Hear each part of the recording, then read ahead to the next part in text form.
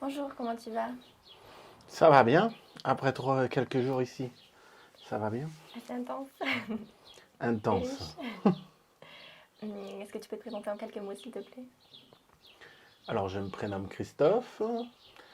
Je, je suis ostéopathe animalier. En tout cas, je pratique l'ostéopathie animale depuis maintenant plus de 10 ans.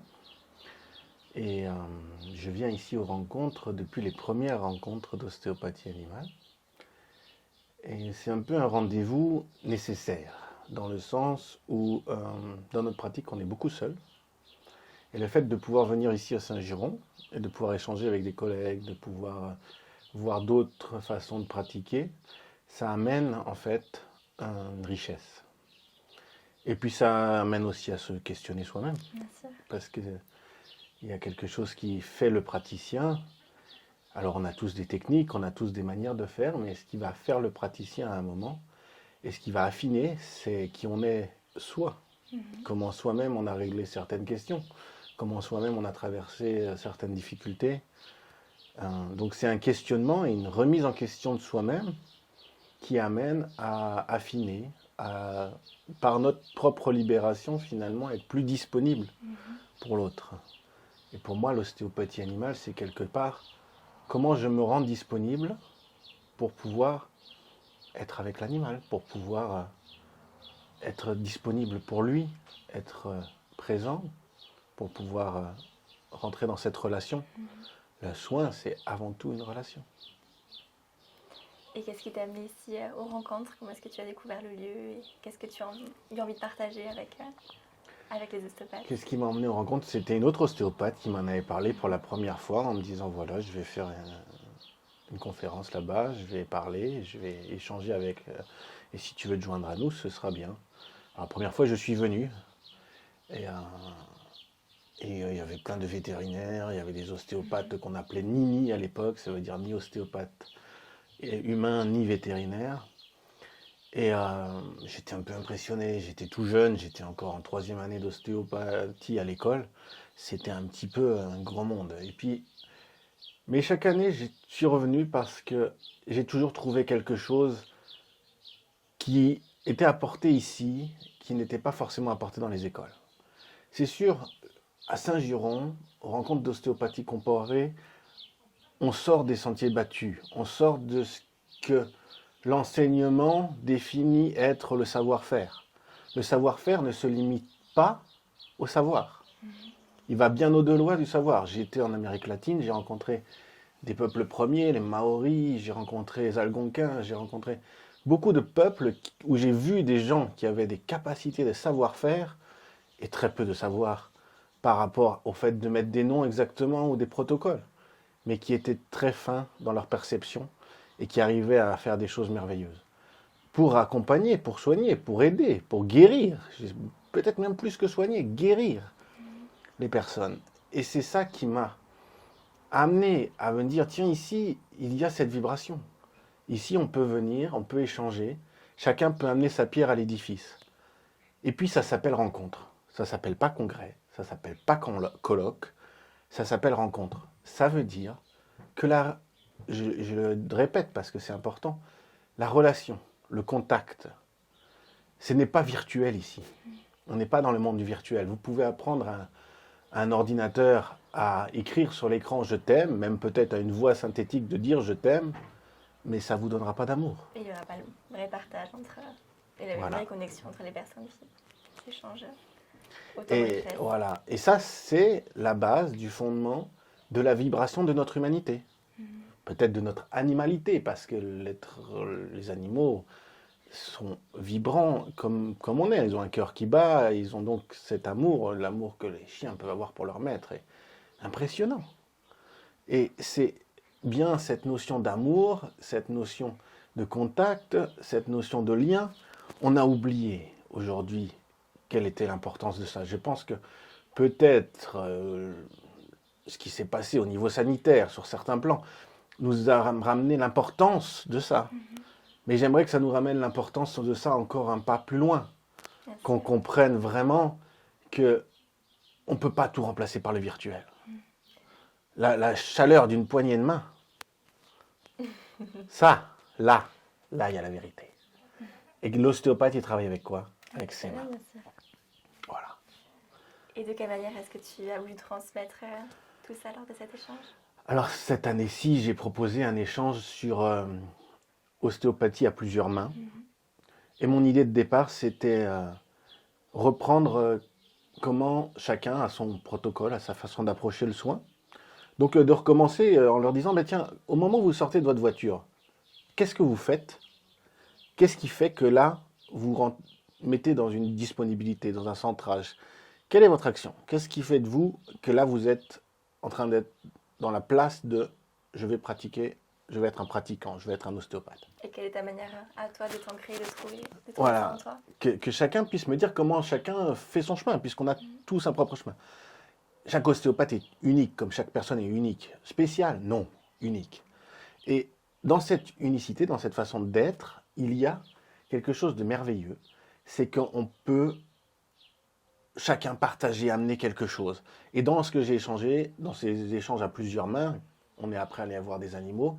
Chacun a un peu dit comment il fonctionnait au départ, comment il approchait, que chacun puisse évoluer avec ça, nourrir l'autre de par son positionnement. Et ensuite, on est allé voir l'animal. Ah tiens, moi je sens ça et je ferai comme ça. Ah mais moi sur la même chose, je fais comme ça. Et d'une contexte qui est structurel pour certains, énergétique pour d'autres, tissulaire pour d'autres, qui sont des termes que les ostéopathes connaissent. En fait, on arrive à voir que on a un même but au final. Et on va prendre des chemins différents. C'est ça, il y a autant d'ostéopathes que de manières différentes de traiter et de pouvoir échanger. Comme de personnes sur cette planète, comme de cultures, comme...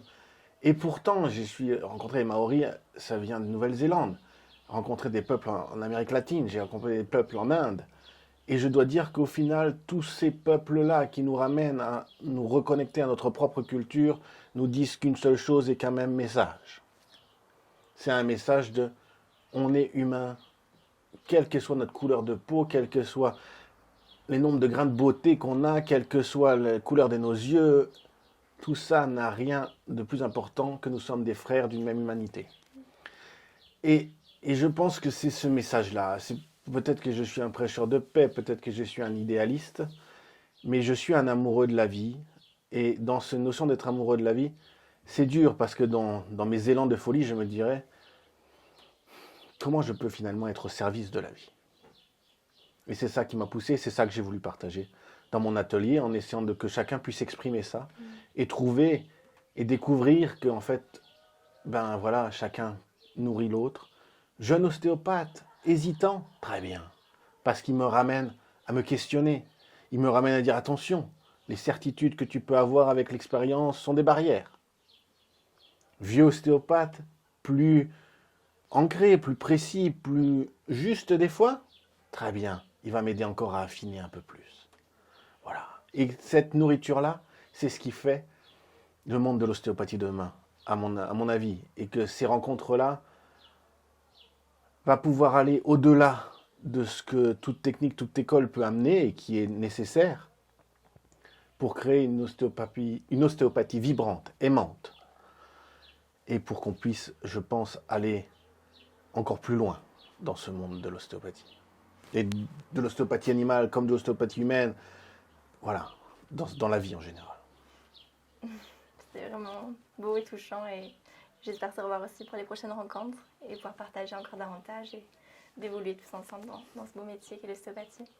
Je crois que j'ai été atteint par après 16 ans, des revenir, c'est sûr.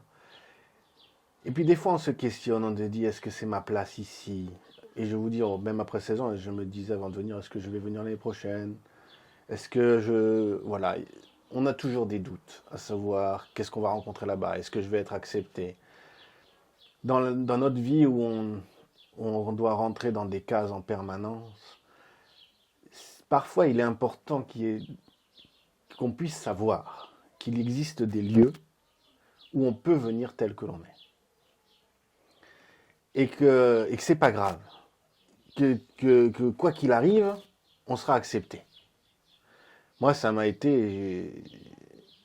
Des fois, je me suis dit, mais pourquoi je viens? Qu'est-ce que je suis venu faire? J'ai rien à partager. Pendant au moins 7 ans, je n'ai pas ouvert la bouche, je n'ai pas partagé quoi que ce soit, je ne savais pas quoi dire. Mais Et pas savoir qu'à dire et venir, c'est quand même nécessaire. qu'est-ce que tu as retrouvé ensuite? Qu'est-ce que ça t'a apporté toi aussi? De quelle manière ça t'a nourri intérieurement? Mais ça a nourri ma pratique énormément. J'ai découvert le chant diphonique.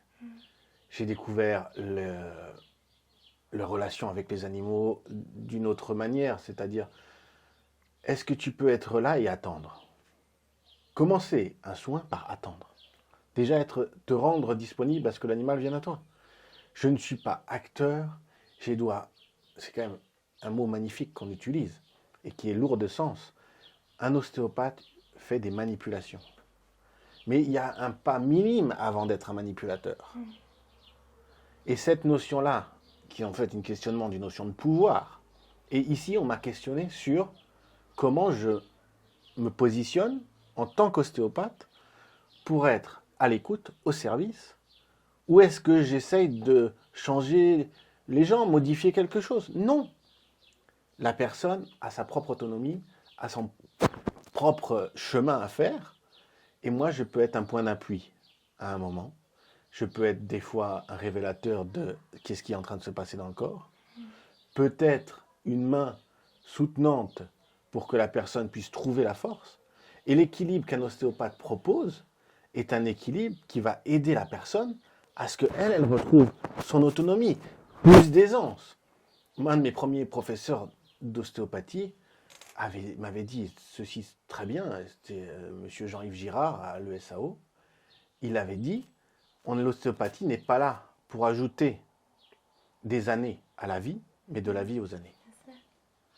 Voilà, et c'est cette position d'ostéopathe que je me suis nourri ici, où j'ai ouvert d'autres possibilités, je me suis ouvert à d'autres façons de faire.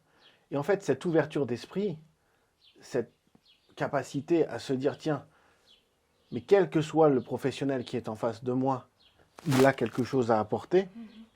Il a sa limite, oui, mais il a aussi un énorme potentiel. Et regarder le monde en se disant, tiens, lui, il peut m'apporter ça, lui, il peut m'apporter ça. Et on construit. Nelson Mandela avait dit ça, quelle que soit la couleur de la brique que nous utilisons, nous sommes ici pour construire la nation arc-en-ciel. C'est une métaphore. Et c'est exactement, je pense, qu'on est en train de créer l'ostéopathie arc-en-ciel, mais dans sa richesse, de toutes ses couleurs, de toute cette générosité. Et c'est ça que je suis venu me nourrir et chercher ici quelque part. Au début, je ne le savais pas. Puis je me suis rendu compte. Et puis, comme tout être vivant, j'ai rencontré des challenges, des personnes qui m'ont fait réagir, des personnes qui m'ont dérangé, des personnes qui m'ont inspiré. Et toutes celles-là étaient nécessaires. Parce qu'une personne qui vous dérange est une personne qui vient réveiller quelque chose en vous, qu'il est nécessaire de regarder pour que le processus continue, pour que le prochain pas se fasse, et pour que finalement, pour être un bon ostéopathe, peut-être il faut arriver à faire un chemin de paix. Mais un chemin de paix intérieur. Je n'y suis pas encore, mais je fais de mon mieux chaque jour. Voilà. Et si vous avez envie de venir pour partager ce chemin de l'ostéopathie, ce chemin de l'ostéopathe, voilà, eh ben, je vous invite, parce que c'est une invitation que venir ici. Je ne peux pas parler mieux que ce que j'ai dit, je pense, par rapport à pourquoi je suis là et pourquoi je continue à venir. Bienvenue. Merci beaucoup pour ces mots touchants et à très bientôt. À très bientôt.